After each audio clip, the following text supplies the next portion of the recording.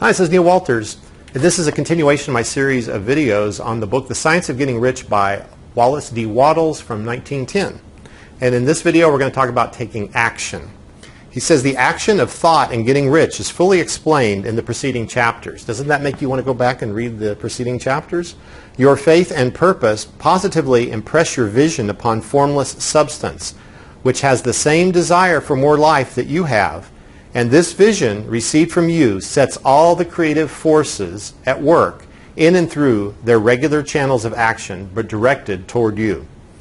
It is not your part to guide or supervise the creative process. All you have to do with that is to retain your vision, stick to your purpose, and maintain your faith and your gratitude.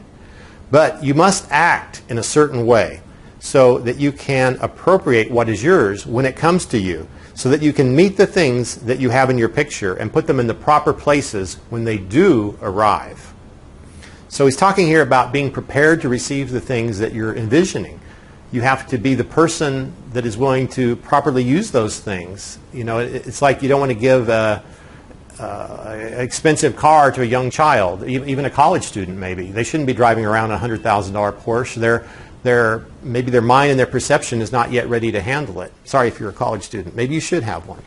But it's like you don't want to give a bomb to a little child. There's certain things a child can't have. So you have to improve yourself to be able to use these types of things when they come your way. So here's another paragraph on the same topic. Do not give your creative impulse to original substance and then sit down and wait for results. If you do, you will never get them. Act now. There is never any time but now. And there never will be any time but now.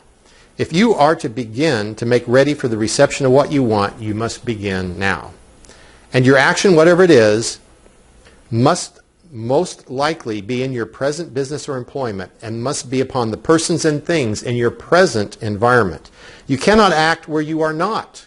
You cannot act where you have been, and you cannot act where you are going to be. You can only act where you are. Do not bother as to where yesterday's work was well done or ill done. Do today's work well. Do not try to do tomorrow's work now. There will be plenty of time to do it. There will be plenty of time to do that when you get to it.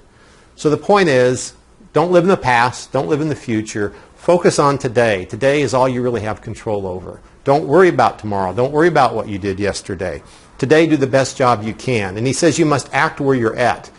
I hear stories all the time of the kind of the rags to riches story, especially with Empower Network. There are people out there who have moved themselves up, but they did it by beginning to take action in their current situation. It's like you can't, Zig Ziglar used to have this example about someone, well, yeah, I'm going to start that, but next week football season starts, and I got to get the uniforms for the kids. And he says, well, I'm going to start it right after that. But then he says, oh, well, then it's time for Thanksgiving. I have to prepare the meal, and all the family's coming over. And, well, then after that, it's the other holiday season, and that's going to be busy. And then when the new year comes, well, now I have things I got to get the house cleaned and all that. And before long, the whole year is over. So the point is, you got to start where you're at and proceed from there. This has been Neil Walters.